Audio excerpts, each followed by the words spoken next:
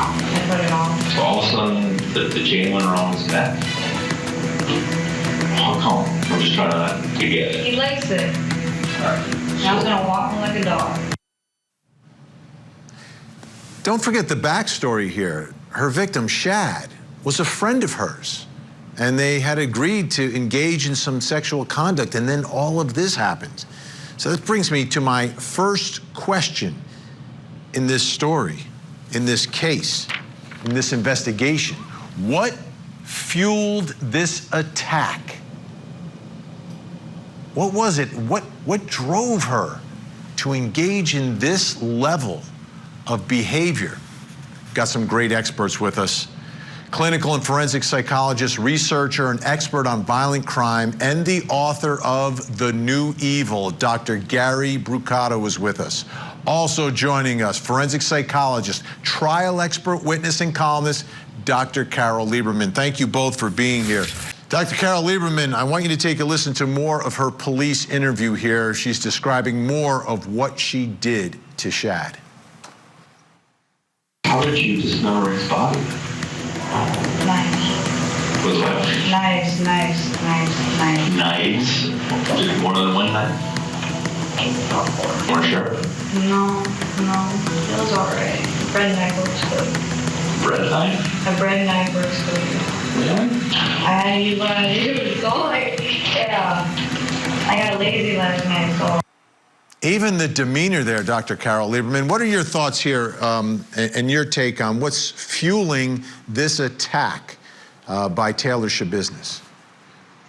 Well, in addition to whatever diagnosis that she has, and she was diagnosed as PTSD and bipolar, but it could have been other things too, or a combination. But I think the most important thing is to look into her childhood, to look into her, who she was. This is a very unusual presentation.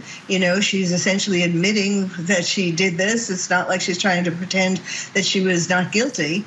And what's interesting is that in her life, first of all, her mother died when she was around 11 of cirrhosis.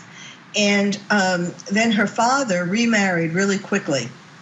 And when the woman who he married had children. So essentially, he was not paying any attention to her. He was not able to, to help her go through the grief. And then she went with her paternal grandparents. And then she came back after high school to her father. She missed her father. And soon after that, her father was put in prison for rape.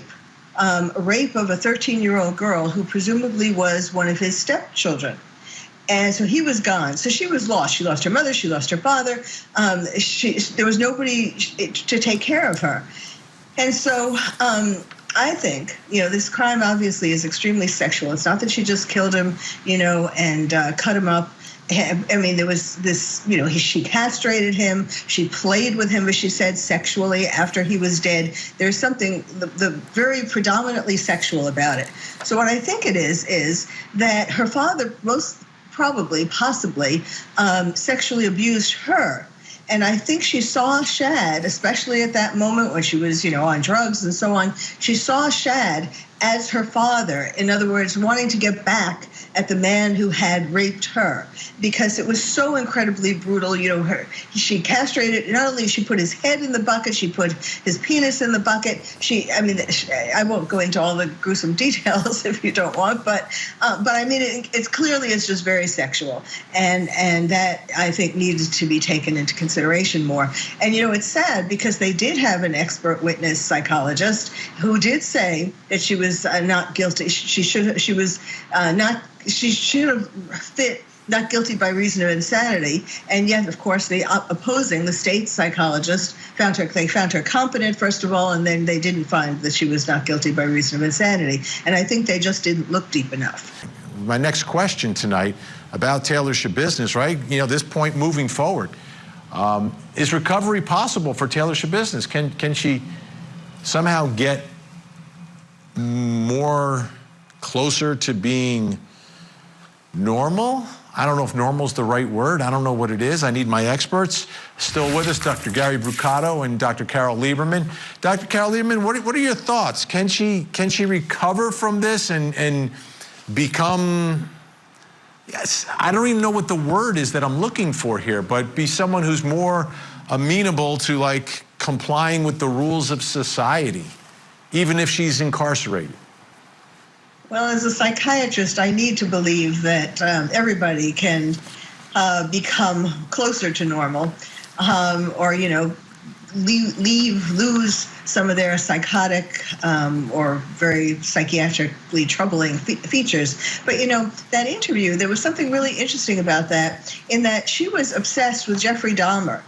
And Jeffrey Dahmer, when he killed young men, it was because he wanted to keep he cut them up and eat them and all that, but he wanted to keep them with him, because his father had abandoned him, and he had that was kind of the point of that. And thinking back about how I was saying earlier, how she was lost, it's like things in her life, the rug kept being pulled out from under her.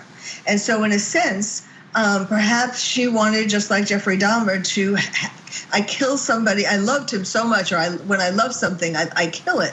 And it's perhaps also because she wants to keep it with her.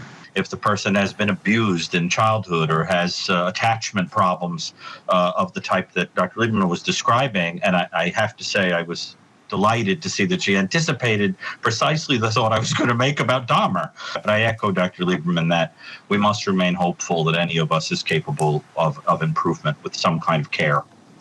Dr. Lieberman, I wanted to play for you because you mentioned her father. Her father did speak.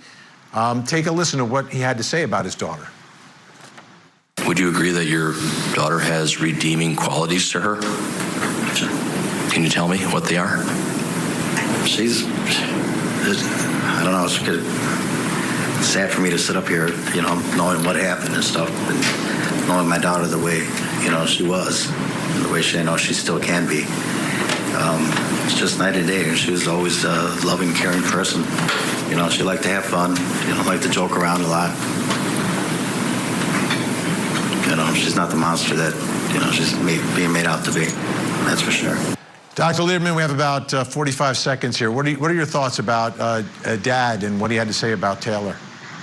It was all right, but it was really kind of like damning with faint praise, That's the best that he could say about her.